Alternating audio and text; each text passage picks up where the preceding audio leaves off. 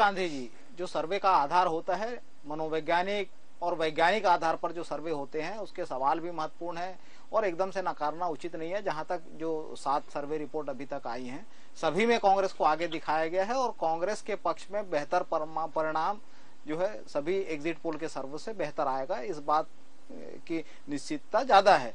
उचित शर्मा जी वरिष्ठ पत्रकार हैं और जिस तरह से उन्होंने कहा पूरे चुनाव अभियान में गांधी जी आपने भी देखा कि किस तरह से कांग्रेस ने भूपेश सरकार के 5 साल के कामकाज को लेकर, भूपेश सरकार की आगामी कार्य योजना को लेकर लड़े और वहीं भारतीय जनता पार्टी का कोई भी नेता प्रदेश स्तर का इस चुनाव अभियान से दूर रखे थे। ये पूरी तरह से अमित शाह के हाथ में कमान थी, प्रधानमंत्री को 8-8 सभाएं लेनी पड़ी। तो एक तरफ जो है 15 साल के इनके कुशासन है जो बताने के लिए इनके पास कुछ भी नहीं था। रमन सरकार की उपलब्धियों की ये बात नहीं कर पाए।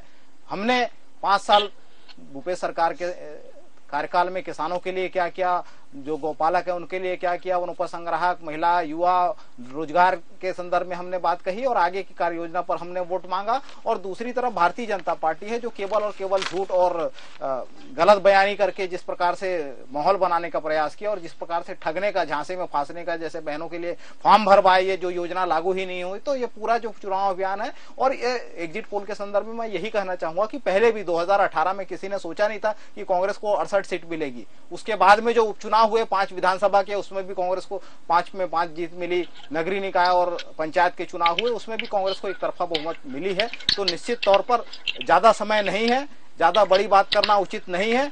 जो टुडेस चाणक्य का जो सर्वे है जिसमें भाजपा को 33 सीटें और कांग्रेस को 57 सीटें दी है, तो 57 को भी यदि आप माने गांधी जी तो 2/3 के आसपास होता है। लेकिन कांग्रेस का ये दावा है कि 3/4 से बड़ी बहुमत मिलेगी। अब की बार भूपेश पर 75 पार की सरकार बनेगी, भूपेश पर भरोसे की सरकार फिर से बनेगी और